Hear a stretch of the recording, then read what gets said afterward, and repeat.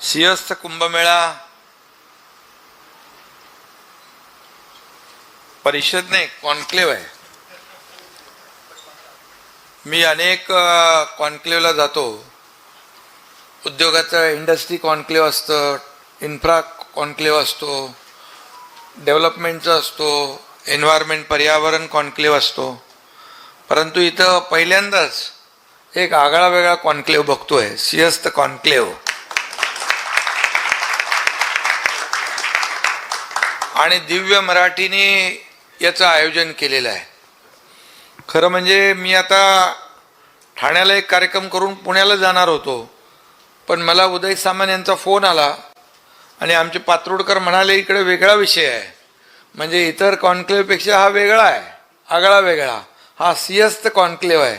आणि म्हणून दिव्य मराठीला मी मनापासून धन्यवाद या ठिकाणी देतो की अतिशय आगळा वेगळा कॉन्क्लेव्ह या ठिकाणी आपण आयोजित केलेला आहे. खरं म्हणजे आपली संस्कृती, आपली परंपरा, आपलं धार्मिक अधिष्ठान या सगळ्याच्या बद्दल ज्याला आस्था असते तेच अशा प्रकारचं कॉन्क्लेव्ह करतात. आणि म्हणून दिव्य मराठीने फक्त बातम्यापुरतं मर्यादित न राहता एक असा प्रकारचा सिंहस्थ कॉन्क्लेव्ह या ठिकाणी आयोजित केल्याबद्दल मी पुन्हा एकदा, म्हणजे खऱ्या अर्थाने दिव्य मराठी नाव आहे तर कॉन्क्लेव्ह घेऊन पण तुम्ही दिव्य काम केलेलं आहे. मराठी चलेगा ना बाबा? नाही म्हणजे थोडं आपलं तुमचं दिव्य मराठीच आहे. हाँ समझते ना, तो मराठी हम लोग शिका भी रहे अभी.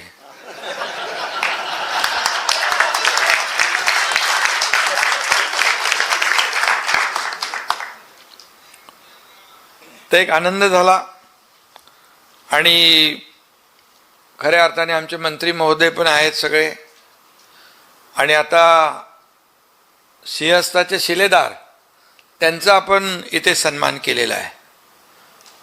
आणि या सर्व शिलेदारांचं सहकार्य या सिंहस्थ कुंभमेळ्यासाठी लाभणार आहे आणि त्यांचा आपण सन्मान केला आहे.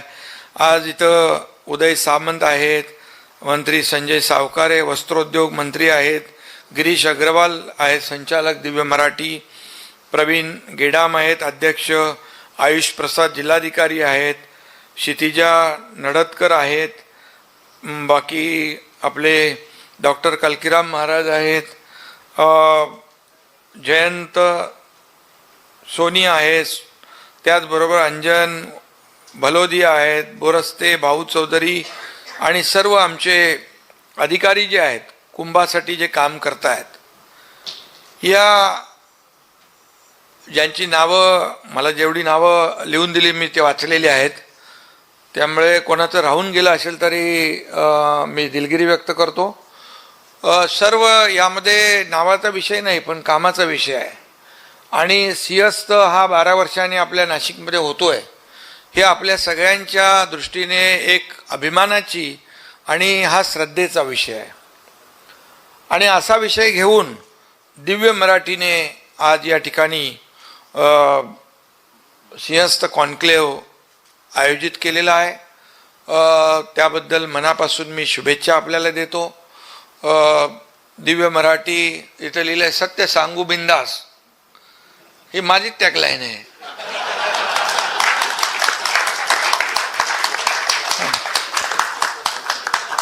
त्यामुळे मी पण बिंदास सांगतो, खरं आहे ते बिंदास सांगायचं, कधी लपवायचं नाही. आणि खरं बोललो की आपल्याला आठवायला नाही लागत कोणाशी काय बोललोय, कोणाशी काय बोललोय. बाकी आपण वेगवेगळं जर बोललो तर आठवण लक्षात ठेवायला लागते, याच्याशी काय बोललोय, उदय सामंतजीशी काय बोललोय, सावकारांशी काय बोललोय. परंतु आपण नेहमी खरं बोललो, सत्य बोललो आणि बिंदास बोललो तर मग त्याला काही कुठे अडचणीत आपण येत नाही. आणि म्हणून कमी बोला आणि जास्ती ऐका, हा एक मंत्र आपण लक्षात ठेवला पाहिजे.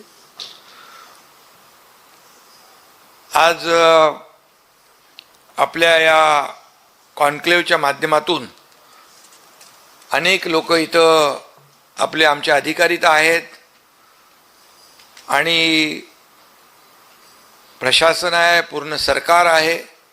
सिंहस्थ कुंभमेळा यशस्वी करण्यासाठी पूर्णपणे त्याचं नियोजन सुरू आहे. मी मुख्यमंत्री असताना पहिल्यांदा प्राथमिक आपण एक बैठक घेतली. त्यानंतर देवेंद्रजी मुख्यमंत्री झाल्यानंतर आपण अनेक बैठका घेतल्या. मी नाशिकला देखील एकदा नगर विकास विभागाची बैठक घेतली आणि त्यावेळेस आपला प्रयागराजचा कुंभ सुरू होता. मी आपल्या अधिकाऱ्यांना देखील त्यावेळेस सांगितलं की प्रयागराजचा कुंभ जो आहे तिकडेची व्यवस्था नियोजन आपण पाहिलं पाहिजे प्रत्यक्ष. आणि मग तिथले मुख्यमंत्री आपले योगी आदित्यनाथजी यांच्याशी देखील मी फोनवर संपर्क साधला आणि मला वाटतं आपले अधिकारी पण गेले तिकडे, जाऊन आले आणि प्रत्यक्ष कुंभाची तयारी, कुंभाचं नियोजन, करोडो लोक त्या ठिकाणी आले, त्यांची तयारी काय हे देखील पाहून आले. आणि त्यामुळे आपल्याला बरंचसं या कुंभाची तयारी करताना, नियोजन करताना सोपं होईल. मुख्यमंत्री महोदयांच्या मार्गदर्शनाखाली देखील नियोजन आणि अनेक बैठका झाल्या. त्या बैठकांमध्ये देखील आपण मला वाटतं आपला पावसाळ्यामध्ये हा कुंभ होईल. त्यामुळे पडणारा पाऊस, तिथलं वातावरण, येणाऱ्या आपल्या भक्तांना त्यांची गैरसोय होऊ नये यासाठी ज्या ज्या काही नियोजनाच्या बाबी आहेत, जे आपले साधू संत येतील, महंत येतील, सगळे लोक येतील. हा कुंभ जो आहे सिंहस्थ कुंभ आहे आणि आपलं राज्य भाग्यवान आहे की आपण नशीबवान आहोत की आपल्या राज्यामध्ये नाशिकमध्ये हा कुंभ होतोय सिंहस्थ. आणि म्हणूनच देशभरातले सगळे लोक त्या ठिकाणी येतील, त्यांची गैरसोय होऊ नये याचं जबाबदारी आपल्या सरकारची आहे. अनेक बैठकांमध्ये मी होतो आणि त्या ठिकाणी देखील जसं पाऊस नसताना आपल्याला वेगळी तयारी करावी लागते, पाऊस असताना आपल्याला वादळ वारा ह्या सगळ्यासाठी वेगळी तयारी करावी लागते. आणि सगळी जी तयारी आपल्या सगळ्या प्रशासनातल्या सर्व यंत्रणा ज्या आहेत त्या करतायत. आमचे मंत्री महोदय गिरीश महाजन असतील, दादा भुसे असतील, हे सगळे मंत्री आहेत. तेही हे सगळे इथं बसलेले 2 मंत्री आमचे आहेत. अनेक जे काही ज्यांना जबाबदारी या ठिकाणी जी दिली जाईल ती प्रामाणिकपणे पार पाडण्याचं काम या ठिकाणी सरकार म्हणून आपण करू. आणि प्रशासन म्हणून नाशिकचं प्रशासन देखील सज्ज आहे आणि त्यांनी देखील त्या ठिकाणी जे काही प्रश्न येऊ शकतात, ज्या काही गोष्टी आपल्याला करण्याची आवश्यकता आहे, जे नियोजन करण्याची आवश्यकता आहे, याची देखील तयारी परिपूर्णपणे केलेली आहे. आणि कुठेही या सिंहस्थ कुंभाला पैसे कमी पडणार नाहीत याची जबाबदारी सरकारने घेतलेली आहे. जवळपास 32,000 कोटी रुपये या ठिकाणी आपण त्याचं नियोजन या ठिकाणी करतोय. आणि मला वाटतं हा 31 ऑक्टोबर 2026 रोजी ध्वजारोहणाने सुरू होईल आणि हा 22 महिने कुंभमेळा हा त्रिखंडी कुंभमेळा आहे. त्यामुळे पहिलं अमृत स्नान 2 ऑगस्ट 2027 रोजी पहिलं पवित्र स्नान होईल. आणि त्यामुळे हा सिंहस्थ कुंभमेळा हा केवळ धार्मिक सोहळा नाही तर भारताच्या अध्यात्माची, संस्कृतीची आणि सनातन परंपरेची जगासमोरची ही भव्य ओळख ठरेल. आणि त्यामुळे मी दिव्य मराठीला पुन्हा एकदा मनापासून अभिनंदन करीन, मनापासून शुभेच्छा देईन. एक आगळा वेगळा विषय घेऊन आपण या कॉन्क्लेव्हच्या माध्यमातून या समस्त महाराष्ट्रातल्या जनतेसमोर जात आहोत. आणि म्हणून नाशिक आणि त्र्यंबकेश्वर ही भूमी भगवान शंकराची, प्रभू श्रीरामांच्या पदस्पर्शाने पावन झालेली आणि गोदावरीच्या उगमाने धन्य झालेली भूमी आहे. आणि या भूमीची सेवा करण्याची संधी आमच्या सरकारला मिळाली, त्याचबरोबर आपल्यालाही मिळालेली आहे. आणि म्हणून असं अलौकिक कार्य करून दिव्यत्वाची प्रचिती या ठिकाणी आणण्याचं काम दिव्य मराठीने केलेलं आहे. आणि म्हणून पुन्हा त्यांना शुभेच्छा देत असताना बाकी तर मी जास्त त्याच्यात अगदी विस्तारपणे बोलण्याची आवश्यकता नाही. त्यातमध्ये पूर्णपणे दीर्घकालीन विकास प्रकल्प त्याचबरोबर त्या ठिकाणी आपण सर्व यंत्रणा आपण तयार केलेल्या आहेत, स्वतंत्र प्राधिकरण तयार केलं आहे, स्वतंत्र कायदा तयार केला आहे, स्वतंत्र निधी आपण त्याचं नियोजन केलेलं आहे, स्वतंत्र अधिकारी नेमलेले आहेत. आणि आता आधुनिक तंत्रज्ञानाचा जमाना आहे, AI चा वापर, त्याचबरोबर या सगळ्या ज्या काही हा सिंहस्थ कुंभमेळा यशस्वी ठरण्यासाठी, यशस्वी होण्यासाठी जे जे काही नियोजन आवश्यक आहे ते आपण करतोय. आणि अंदाज घेतल्याप्रमाणे 12 कोटी भाविक येतील या सिंहस्थ कुंभमेळ्याला. त्यामुळे हा अंदाज आहे आणि त्यामुळे प्रशासनासमोर देखील मोठं आव्हान आहे. कारण एवढ्या लोकांना आपण, जसं प्रयागराजला बघितलं की दोन्हीकडे खूप मोठी जागा होती, पण आपल्याकडे तेवढी जागा, कमी जागेमध्ये आपल्याला हे नियोजन करायचं आहे. त्यामुळे अतिशय चॅलेंजिंग असं एक अतिशय आपल्यासमोर मोठं आव्हान आहे. आणि यासाठी फक्त सरकार नाही, शासन नाही, प्रशासन नाही, तर ही सगळे मंडळी, संत मंडळी असेल, आपले साधू संत असतील, आपले सगळे टीम आहे, आता ज्यांचा सन्मान केला, या सगळ्यांचा हा सिंहस्थ कुंभमेळा जो आहे हा आपल्या सगळ्यांचा आहे. हे आपलं खऱ्या अर्थाने एक भाग्य आहे की आपल्याला ही संधी या ठिकाणी मिळते आहे. आणि म्हणून याचं नियोजन जे आहे आपल्याला अतिशय चोख केलं पाहिजे. यामध्ये आपण मुख्यमंत्री यांच्या अध्यक्षतेखाली शिखर समिती पण केली आहे, मुख्य सचिव यांच्या अध्यक्षतेखाली कार्यकारी समिती केलेली आहे. आणि यासाठी सगळ्या जे काही नियोजन आहे, सर्व नियोजन मंत्री समिती पण केली आपण. आणि म्हणून कुठल्याही परिस्थितीमध्ये इथं काही, मला वाटतं 377 एकर जमीन पण आपण आरक्षित केलेली आहे. त्यातील 94 एकर जमीन नाशिक महापालिकेने संपादित केले. त्याला आपण जे जे काय आवश्यक आहे ते देण्याचा देखील निर्णय घेतलेला आहे. त्यामुळे कुठंही काही कमी पडू नये त्यासाठी आपलं नियोजन आहे. 2,283 एकर जमिनीच्या संपादनासाठी आपण 2,267 कोटी रुपयांच्या निधीला देखील मंजुरी दिलेली आहे. त्यामुळे इथं आता साधुग्रामसाठी देखील 1450 एकरवर ती निर्मिती करण्याचं देखील या ठिकाणी नियोजन केलेलं आहे. बाकी तर मी सगळ्या ह्याच्यामध्ये अगदी डिटेलमध्ये जाऊ इच्छित नाही, परंतु मी आपल्याला एवढंच सांगतो की हा जो कुंभ होतो आहे तो पूर्णपणे म्हणजे आता दिव्य मराठीनी एक घेतलेला कॉन्क्लेव्ह, त्यामुळे दिव्य कुंभ, भव्य कुंभ, सुरक्षित कुंभ आणि स्वच्छ कुंभ आणि पवित्र कुंभ अशा दिव्य मराठीच्या बद्दल मी खूप बोललोय बाबा. त्यामुळे आता तुम्हाला देखील तुमची जबाबदारी वाढलेली आहे. कॉन्क्लेव्ह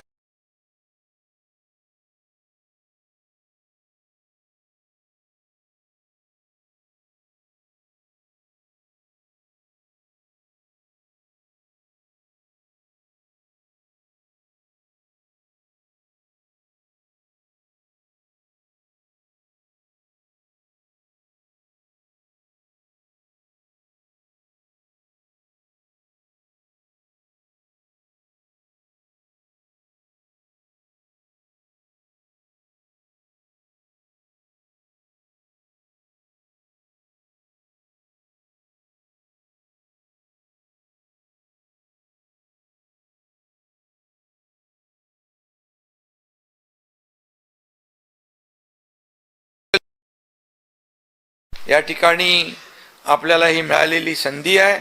आणि त्यामुळे मला वाटतं या कुंभमेळ्याच्या माध्यमातून जे जे काही करता येईल ते सगळं आपल्याला करायचं आहे आणि शासन ते पूर्णपणे करेल अशा प्रकारचा विश्वास या ठिकाणी मी आपल्याला देऊ इच्छितो. कारण आपल्याला माहीत आहे की साध्या सोप्या गोष्टी तर सगळे करतात, परंतु न होणाऱ्या गोष्टी करणं हे महत्त्वाचं असतं. आणि तसं बघायला गेलं तर आम्हाला खूप मोठ्या मोठ्या गोष्टी करण्याची अनुभव आहे. 2022 मध्ये केलेलं आहे आम्ही. आणि खरं म्हणजे आपल्याला मी सांगतो, म्हणजे म्हणजे गंमत नाही आहे की किंवा गंमत म्हणून सांगत नाही, राजकारण म्हणून सांगत नाही, परंतु मी आपल्याला सांगतो की 2019ला जेव्हा निवडणुका झाल्या त्यावेळेस सरकार स्थापन युतीचं महायुतीचं व्हायला बरोबर ना महाराज, व्हायला पाहिजे होतं. खरं आहे ना बाबा, खोटं मी काय बोलत नाही आहे. ते लोकांनी मॅन्डेट दिलं होतं ना, जनतेचं मॅन्डेट होतं आणि त्यावेळेस गडबड झाली, दुसरंच काहीतरी झालं आणि मग ते सुधारवायसाठी आम्हाला 2022ला ते उलट करावं लागलं आणि सरकार बदलावं लागलं आणि सरकार बदललं. लोकांच्या मनातलं सरकार आम्ही आणलं. तुम्हाला मी सांगतो तेव्हा सण बंद होते, उत्सव बंद होते, सगळं बंद होतं. मी मुख्यमंत्री झाल्या सगळे सण उत्सव सुरू केले. मंदिरं बंद होती, मंदिरं उघडून टाकली. पहिल्या अगोदर मी काय टीका करत नाही आहे, पण जे होतं जे खरं आहे ते मी सांगतोय. सत्य सांगा पण बिनधास्त सांगा. आणि मग तेव्हा मी सांगितलं तुम्ही आपले सण उत्सव अगदी बिनधास्तपणे साजरे करा. पहिला गोविंदाचा उत्सव आला, बोले काय सगळं करा, आपली संस्कृती आपली परंपरा जपली पाहिजे, वाढवली पाहिजे. गणपती उत्सव आले, बोले एवढीच मूर्ती तेवढीच मूर्ती. मी बोलत बघा आतापर्यंत जी परंपरा होती ती पार पाडा आणि सगळे सण अगदी बिनधास्तपणे जल्लोषात साजरे झाले. त्याचे आपण देखील गवाही आहात, आपण देखील साक्षीदार आहात. आणि त्यानंतर बघितलं आपण की अनेक प्रकल्प आपण पुढे नेले प्रकल्पांना चालना दिली. अनेक आता बघा थोडं व्यासपीठ भेटलं तर आम्हाला थोडं सरकारचं देखील बोलावंच लागेल ना, जे चांगलं केलेलं आहे ते. आणि प्रकल्पांना चालना दिली, थांबलेले प्रकल्प पुढे नेले. नाही तर तुम्हाला आता कोस्टल रोड कसा भेटला असता, अटल सेतू, नागपूर मुंबई समृद्धी महामार्ग, मेट्रोची कामं फटाफट आम्ही मार्गी लावली. आणि जे आम्ही मार्गी लावलं त्यामुळे या महाराष्ट्रातल्या मुंबईतल्या या जनतेला जे आहे त्याचा फायदा झाला, लाभ झाला. आम्हाला काय मिळालं यापेक्षा या महाराष्ट्रातल्या जनतेला काय मिळालं हा आमचा अजेंडा आहे.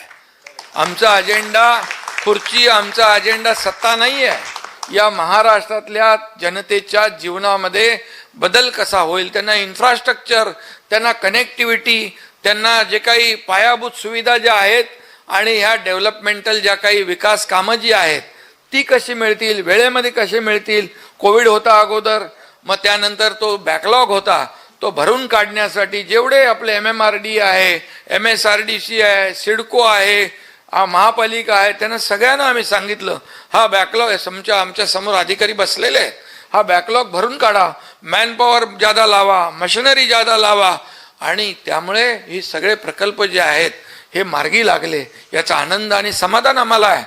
आज आपला महाराष्ट्र जो आहे आज सगळ्या बाबतीमध्ये पुढे आहे.